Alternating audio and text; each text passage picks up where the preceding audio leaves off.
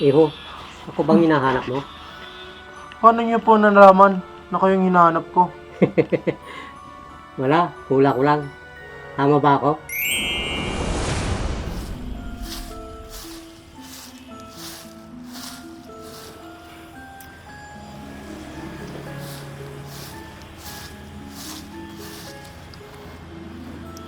Tanghali na. Hindi pa gising yung batang yon. Migs! Migs! Migs! Migs! Ano ba yan? Iingay ni nanay. Migs! Tutulog yung tao.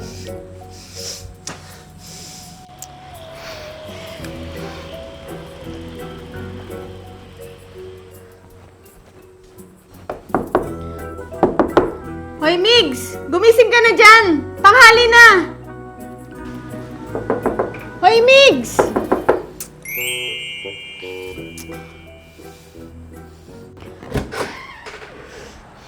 Hoy, Migs! Migs!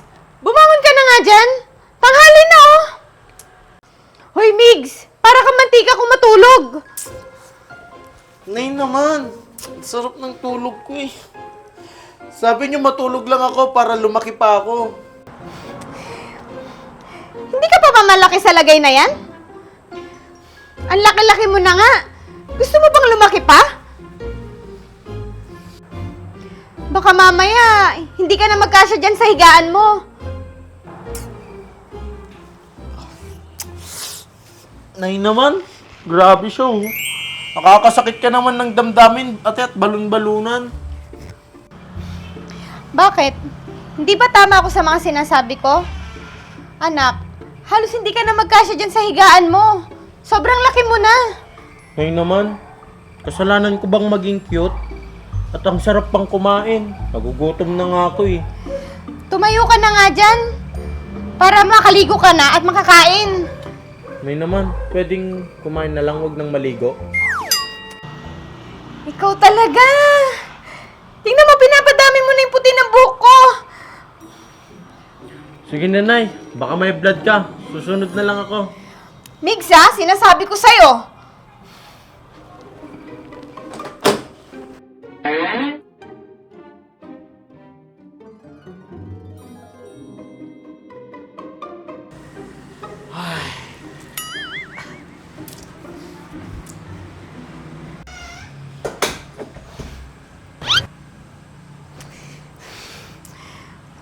Migs! Migs! Migs! Diyan na po!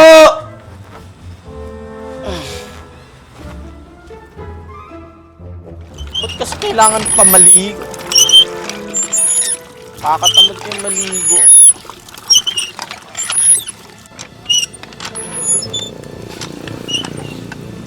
Hindi pa naman ako mabaho.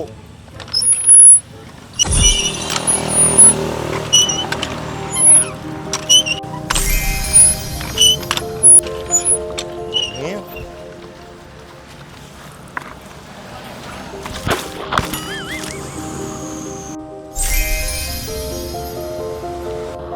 Ano ba yan?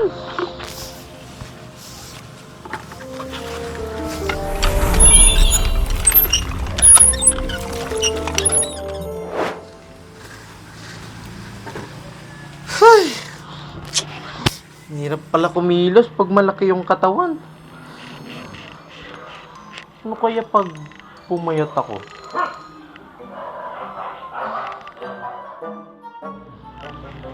Siguro, ang pogi ko nun pag pumayat ako.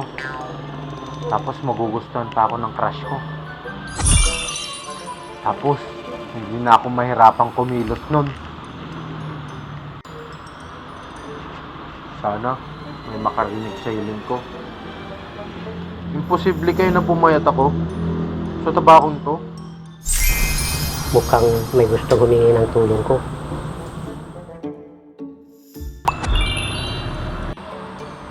Ano kaya yun? Parang may tao dito kanina. Iho, ako bang hinahanap mo? Paano niyo po nalaman na kayong hinahanap ko? Wala, hula ko lang. Tama ba ako? Lolo, sa susunod, huwag kayong sulpot ng sulpot kung saan-saan. Ginulat niyo tuloy ako. Pasensya ka na, iho. Kung pwede ko lang hilingin na pumayat ako at pumogi, hiling ko na. Gusto mo bang mangyari yun, iho? Ha? Ang alin, Pulo? Ang sinabi mo, ang pumayat at pumogi. Paano niyo po nalaman yung sinabi ko sa isip ko? Mukhang hindi tao itong kausap ko. Ano? Ang sinabi mo? Wala, Pulo. Pogi niyo sana kung hindi kayo bingi. Aba, pinusupo ka talagang bata ka. Biro lang, Pulo. Pero ako hindi nagbibiro sa'yo, iho. Ano pong ibig niyo sabihin, Lo? Gusto mo bang pumayat at pumogi? Pumogi? Pumayat? Oh, Pulo! Gusto ko po yan! Gusto ko po yan, Lo! Sige, pagbibigyan kita sa kahilingan mo. Naku! Salamat, Lo! Bitawan mo nga ako. Lukulukong bata to.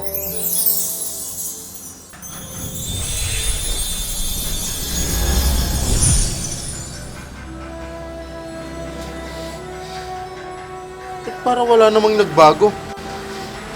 Lo? Nasaan na yun? Nandito lang yun kanina. Pakalis na nga, minamalig nyo na ata ako.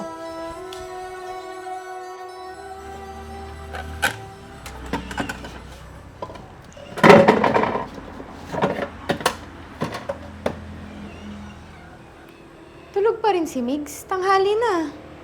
Anong oras na? Migs! Migs! Bumangon ka na dyan! Tanghali na! Tulungan mo ako dito! Migs! Migs! Bumangon ka na dyan! Ano ba yan? Sinanay talaga. Ang sarap-sarap ng tulog ko.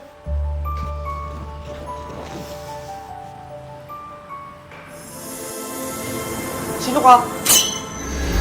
Migs? Ako ba ito? Ikaw ba yan? Hala! Nagkatotoo nga lahat ng hiniling ko. Paano ngayon yan? Paano ko ipapaliwanag kay nanay ang lahat? Ay nako. Itong batang to talaga. Anong oras na? Makapunta nga muna sa tindahan para makabili ng ulam.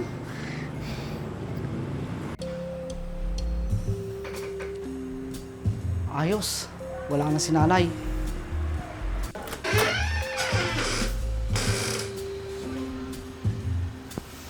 Nako. Baka maatake si nanay sa galit. Pag nalaman niya ang nangyari sa akin, puntahan ko muna si Mercedes. Baka sakaling maintindihan niya ako.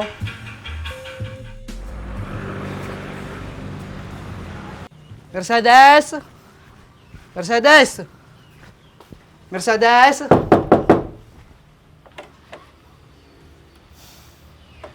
Sino ka ba? At tinatawag mo ako? Kilala ba kita? Oo, kilalang kilala mo ako. Wala ka bang napapansin sa akin? Sino ka ba talaga? Siguro, stalker ka, no? O magnanakaw? Siguro, kidnapper ka, no? Baka gusto mo akong kidnapin. Naku! Ngayon lang kasi kita nakita. Tulong! Hoy, Mercedes! Huwag kang maingay. Ako to, si Migs, yung best friend mo. Ikaw? Si Migs? Ito naman kung makatawa. Ang lakas ng tama mo. Paano naman nangyari na ikaw si Migs? Ang layo ng itsura nyo. Tsaka, anong ginamit mo kagabi? At nalipasan ka ng gutom? Papatunayan ko sa'yo na ako si Migs. Di ba may balat ka sa kilikili? At nung bata tayo, nalaglag ka sa kanal. Paano mo yun nalaman? Eh si Migs lang ang nakakaalam nun. Ayaw mo kasing maniwala sa akin. Sinasabi ko na yung totoo sa'yo. Paano ka pumayat ng ganyan? Tsaka, nagbago yung itsura mo. Dahil nga kay Lolo, Sinong lolo? Yung nakilala ko, yung bigla na lang nagpakita sa akin, Eh di wow, ano yon? Magic? baka. Siguro, di ko alam. Basta paggising ko, ganito na ako. Wow ah, eh di congrats sa'yo. Ano, naniniwala ka na ba sa akin? Eh, ano pa nga ba? Paano yan? Anong gagawin natin? Kaya nga ako pumunta dito para magpatulong sa'yo. Alam na ba ni Tita Ruby na pumayat ka na? Hindi pa nga eh. Baka anong mangyari sa kanya pag nalaman niya. Nako, oo nga no. Kung wag na lang natin kayang sabihin, baka magalit lang si nanay. Ha? Eh, paano ka uuwi niyan? Dito muna siguro ako sa inyo, makikitira.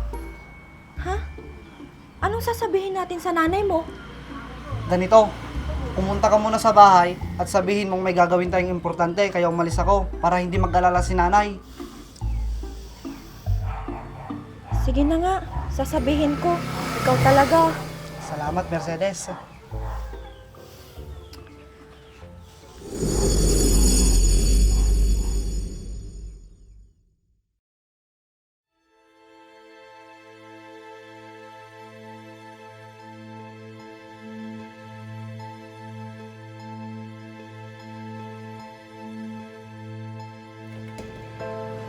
Nako, bakit ba naman kasi may oras lang ang pagiging pogi at payat ko? Pagsapit ng alas 6 ng umaga hanggang alas 3 ng hapon, bumabalik ako sa dati. Buti na lang walang nakakita sa akin at nakapansin. Kung hindi, lagot ako kay nanay.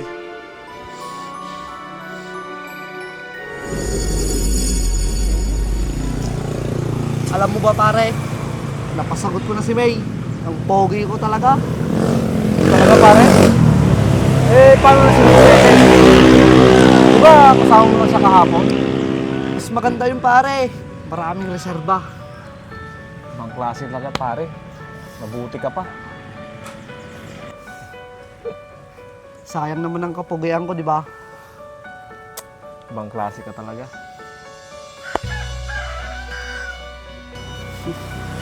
Panigurado pare, maraming chicks dyan.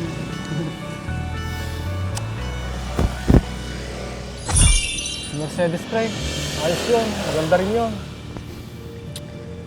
Marami pang iba dyan pare.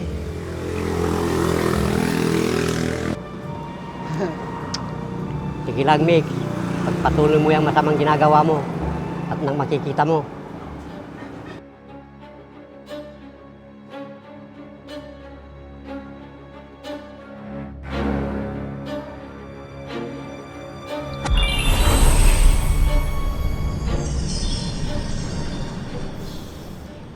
Tagal naman ni Mercedes. Asan na ba yun? Asan na kaya si Migs? Sabi niya, nandito lang siya. Andun lang naman pala siya. Migs! Migs! O ano, kamusta ka na, Migs? Hoy Mercedes, huwag ka nga maingay. Baka mamaya may makarinig sa'yo. Eh, wala namang tao dito, Migs. Tsaka huwag mo akong tawagin Migs, tawagin mo akong Ron. Ikaw si Migs, ang matalik kong kaibigan. Hay nako Mercedes, ayoko nang maging Migs. Masaya na ako sa pagiging Ron. Hay nako, hindi na talaga kita kilala. Ang laki na ng pinagbago mo, simula nung pumayat ka. Ano bang pakialam mo? Masaya na ako sa buhay ko. Palibhasa kasi. Ano, Migs? Nagbago ka na? Hindi lang mukha yung nagbago sa'yo, pati yung ugali mo. Hindi na kita kailangan. Marami akong kaibigan kahit mawala ka. Ganun ba? Ang yabang mo naman. Nag-iba lang yung anyo mo, akala mo kung sino ka na. Bahala ka nga dyan. Nakakainis kang kausap. Ako pa talaga, hindi na talaga kita kilala, Migs. Diyan ka na nga. Pupuntahan ko pa yung date ko. Isa pa yan, nababalitaan ko, ang dami mo daw babae. Masama yun, Migs. Kasalanan ko ba silang mismo naghahabol sa akin? Dahil hindi nila alam ang buong pagkatao mo. Wala namang makakaalam doon. Mabuti pa noon, sobrang bait mo. At kahit mataba ka, maganda ang ugali mo. Pero ngayon, nagbago ka na. Diyan ka na nga. Sana, bumalik na lang ang dating Migs.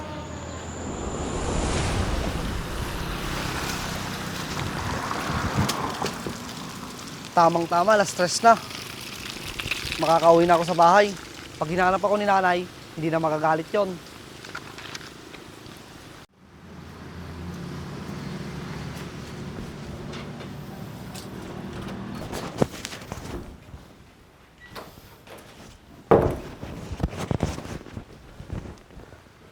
Ayos. Wala pa si nanay.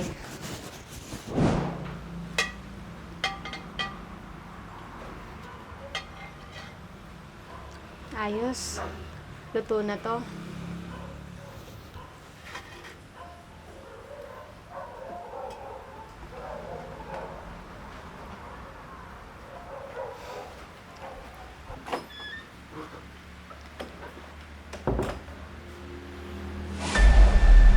Sino ka? Anong ginagawa mo sa pamamahay namin?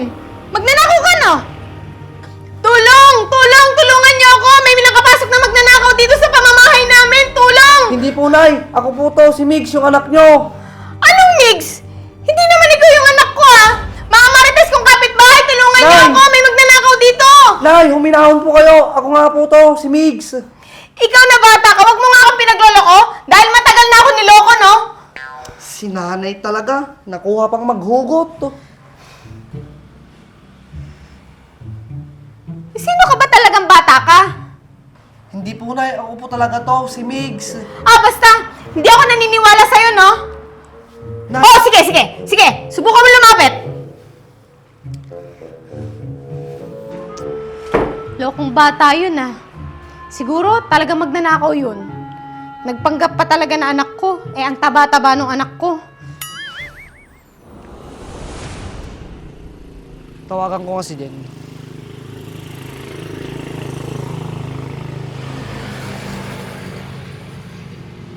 Hello, Jen. Oo, miss na din kita. Sige, magkita tayo pag hindi ako busy, ha? Sige, bye. Si May kaya, tawagan ko din.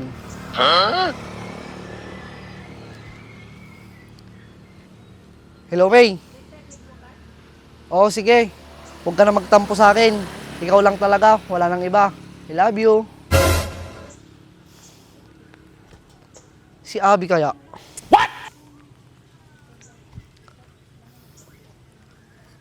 Hello, Abby.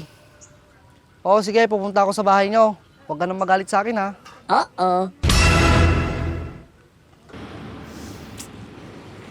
Nakakapagod pala itong ginagawa ko. Sobrang pogi ko kasi. Hindi tulad ng dati. Taba-taba ako. Itong bagay sa'yo. Binigyan kita ng pagkakataon, pero hindi mo ginamit sa mabuti.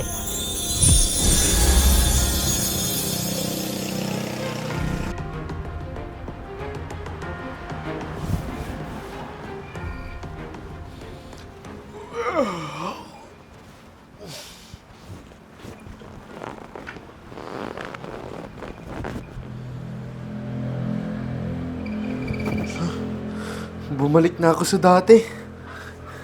Nay! Nay! Nay! Nay! Bakit ka ba tawag ng tawag sa akin? Bumalik na po ako sa dati. Ano bumalik sa dati? Eh, mataba ka pa rin naman, ah. Ano ba pinagsasabi mo, ha? Si nanay talaga. Ako na po to. Ako na po to, si totoong Migs. Baka gutom lang yan, anak. Si nanay talaga. Kung ano-ano yung pinagsasabi mo. Nag-ayos ka na ba ng higaan mo? Opo, Nay. Tapos na po. Tao po, Tita Ruby? Tita Ruby? Tao po! Tita Ruby? Tao po! Tita Ruby? Oh, Mercedes, ikaw pala. Mabuti at napadalaw ka. Opo, pinapadala po kasi ni nanay itong nahiram niyang pera sa inyo. Ah, ganun ba? Salamat. Mercedes, kamusta ka na? Mercedes, pwede pa tayong mag-usap? Ah, sige. Maiwan ko muna kayo dyan. May gagawin pa kasi ako sa loob. Bakit pa, Migs? Nagbago ka na. Simula nagbago yung itsura mo. Kaya nga, Mercedes, sana mapatawad mo ako. Pasensya pala sa mga nagawa ko. Pati tuloy ikaw, nasaktan ko. Hindi lang pala itsura yung nagbago sa akin. Pati ugali ko. Sana natuto ka na, Migs, sa nangyari. Oo, Mercedes. Hindi pala mahalaga ang magandang anyo. Kung hindi, mas mahalaga ang magandang ugali. Tama ka dyan, Migs. Aanhin mo naman ang magandang itsura kung pangit naman ang ugali mo. Ayos na yung ganitong itsura ko. At least, nandiyan kayo para sa akin. Kaya dapat makontento tayo kung anong meron sa atin. Oo, Mercedes. Salamat at pinatawad mo ako. Hindi porket nagbago yung itsura mo, mababago na din yung pag-uugali mo. Kaya nga, Mercedes, ang akala ko, pag nagbago na itong itsura ko, magagawa ko ng lahat. Hindi pala. Hindi lahat ng magagandang bagay ay ibibigay sa atin. Matuto tayong makontento at magpasalamat kung anong meron tayo. Salamat, Mercedes.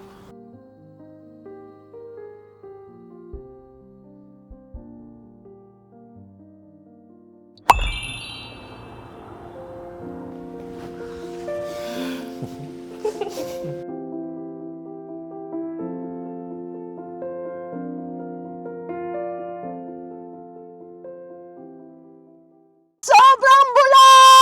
Grabing bula naman yan, parang wala nang katapusan. Bakit kaya ngayon ko lang nakita itong product na to? Sa tagal ko na naghahanap ng ganitong car shampoo.